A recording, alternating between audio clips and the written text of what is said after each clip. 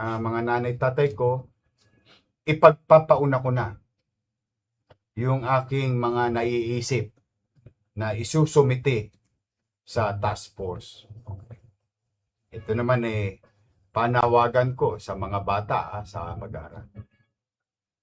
Alam po ninyo, maaring mga bata, mga ATAPS, Batang Maynila.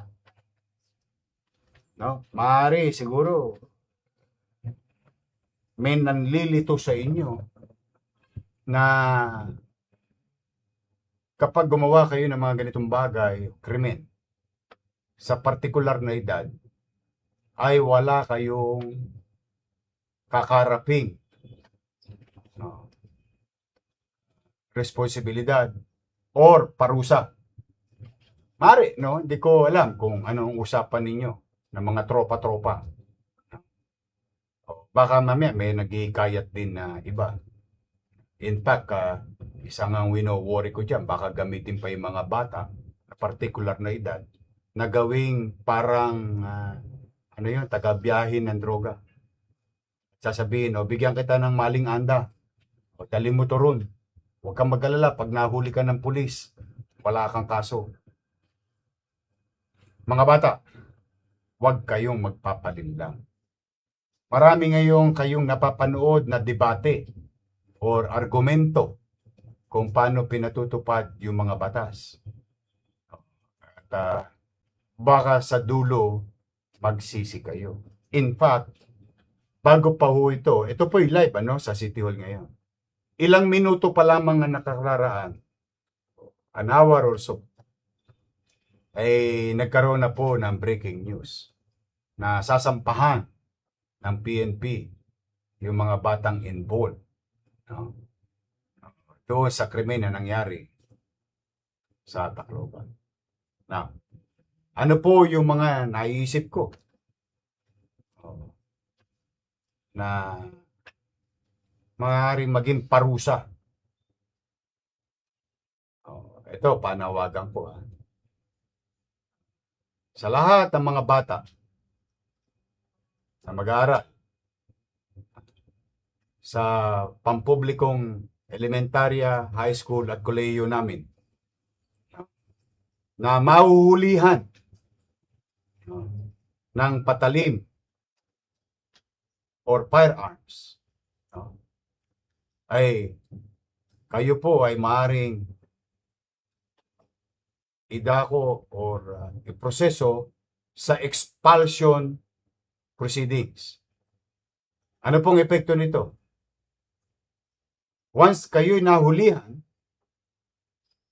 ng mga patalim or firearms, dinala ninyo, anumang uri ng firearms o deadly weapon na nadala ninyo sa loob ng paaralan namin, hindi na po kayo tatanggapin ng 100 plus schools sa lungsod ng Maynila.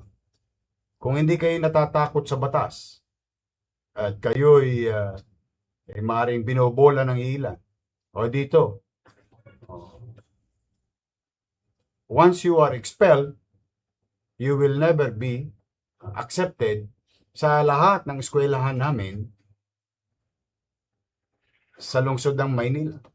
At iulitin ko, elementarya, high school, at kolehiyo namin. Maaari pa ba kayo mag-aral? Sa labas ng Maynila, doon kayo. Pangalawa, na iniisip namin, so hindi na kayo makakapag-aral dahil nagdala kayo ng mga patalim o firearms na nahuli. You will be subject to expulsion proceedings. Okay? I hope maliwanag yun. Pangalawa, pinakukuha ko na po kay Chief Cesar ang lahat ng mga recorded riot incident sa Maynila na involved ang aming mga estudyante. Ayan ulitin ko mga bata yung isang sinabi ko sa oblo ng eskwelahan.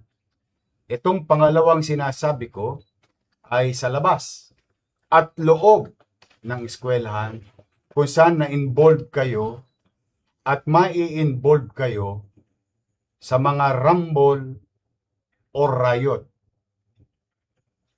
Once na kayo ay may record sa barangay, may record sa pulis, may record sa eskwelahan na kayo ay naging bahagi ng mga riot at rumble sa kalsada ng Maynila o saan mang bahagi na mapapabalita at maitatala sa bahagi ng pamahalaan, sa barangay at pulisya, you will receive suspension.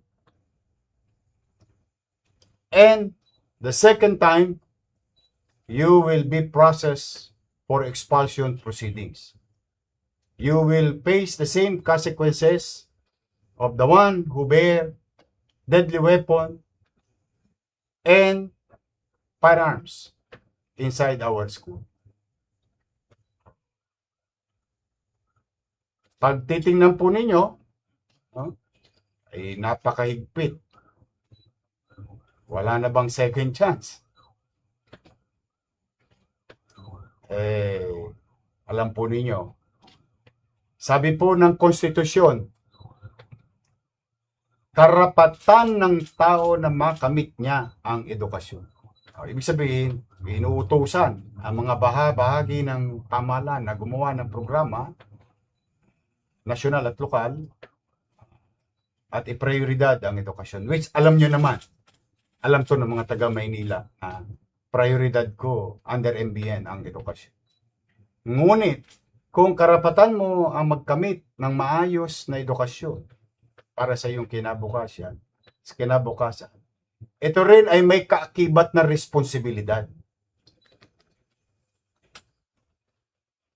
Kung karapatan mo yaon, karapatan din ng ibang mga mag-aaral o mas maraming mag-aaral ang makapasok sa paaralan, makamit ang tagumpay through education ng isang maaliwalas at ligtas na paaralan. Ganun din ang iniisip ng mga nanay at tatay natin na ang pamahalaan ay dapat gumawa ng mga pamamaraang makapagbibigay ng kapanatagan sa kanilang damdamin na habang ang anak nila ay nasa loob ng paaralan at sa loob ng jurisdiction namin or tangan-tangan namin bilang isang institusyon, na sila ay manatiling ligtas at malusog. Yun, karapatan din ng marami pang mag-aaral. Kaya, mga batang Maynila, ako, alam nyo, pare-pareho naman tayong nasa pak nung araw. Nahawakan ng tenga, nahawakan sa putotoy, nahawakan sa ilong, di ba? Napitik sa tenga. Pero, walang mawawalang sa atin bilang tao kung kusa tayong iiwas. Yorme, ang problema po, Yorme, nakakalalaki po ito eh. O gano'n, di ba? Pare-pareho tayo naman sa public school eh. Lumaki. Nakakalalaki to, binubuli ako ng binubuli. Papatulang ko na to. Ayan, tama ko yan, no? Yan ang mga initial reaction natin. Tama naman ho yan. Tao lang tayo. Ako nga eh, sabi ko nga sa inyo, ang dami ko ng bakokang sa tuhod. Nadapa ko maraming beses. Hindi po perpekto ang buhay. Hindi perpekto ang gobyerno. Hindi rin perpekto ang sistema, regulasyon at batas. Ngunit, may mga pamamaraan naman tayong pwedeng magawa. Una, bilang tao, umiwas na lang po tayo. Hayaan mo nang siyang nakalalaki. Iwasan na lang ho natin. Isipin na lang natin, mga bata, na yung ating nanay at tatay habang nasa trabaho, nasa bahay, habang tayo tinataguyod, sila'y nag-aalala kung tayo ba ay ligtas lang. Anong tugon ninyo, Yorme, sa mga nambubuli? Ito, pangatlo na isusumiti natin. Kapag napatunayan ng inyong guidance counselor, kasi kami may guidance counselor nung araw, at naitalang opisyal, at matapos ang investigasyon, napatunayan kayo'y ng bully, you will be expelled also in our public school. Tandaan ninyo ha, primera, segunda, tercera, primary education, elementary, secondary, high school. At yung aming libre na pagpapaaral sa kolehiyo ay hindi nyo na po makakamit. Pwede nyo ba makakamit yun? Mag-aral kayo sa private kung tatanggapin kayo. O mag-aral kayo sa labas ng Maynila. Dahil obligasyon ko po, at tingin ko naman, yung mga nanay at tatay na nanonood ngayon, naghahangad din ng isang mapayapa, maayos na public school. Hindi lang mapayapa at maayos, ligtas. Sana mga bata na nanonood, maging takdang aral sa atin yung mga nangyayaring ito. Huwag tayo nagpapapaniwala sa wento-wento. Wala namang wenta. Minsan, sa uli ang pagsisisi. Minsan di kayo natatakot sa guro ninyo. O ngayon, sa mga guro, may magagamit na kayo na pandidisiplina. Sa totoo lamang po, masyado po tayo na-spoil. Hindi ko po alam, kayo po ang umusga. Sa mga nanonood, noong araw pag kami nagkamali, latag ang kamay. May kurot sa singit. Tapos sa patilya. But we didn't take it against our teacher. We just felt that we are responsible because our attention was called, tinawag ang aming atensyon sa aming pagkakamali. Ipinaalala sa amin ang aming pagkakamali. At may takdang mga parusa. Naglilinis ka ng banyo, magwawalis ka sa garden, mamumulot ka ng mga basura sa loob ng paaralan. These are the kind of penalty or what you call discipline that we receive. And because of that, we respect our teachers. We respect them. Until today, I respect my teachers. Kahit na yung yumangga lahat ng patilya ko at ng mahapdi-hapdi nakurot sa singit. Dala ng kapilyuhan natin. Siyempre, mga bata tayo. But it doesn't mean we're bad. It's just that discipline must be instilled. Orders must be there in our facility.